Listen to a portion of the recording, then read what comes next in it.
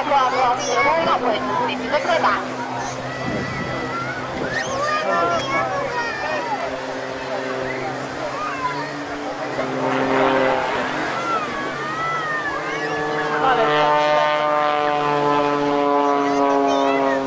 Now straight through this man now in front of us, look over to the left. And you'll straight through from our place, 1, 2 and 3.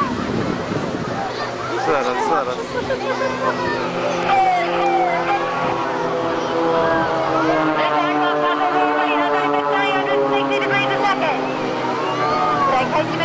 Let it go again.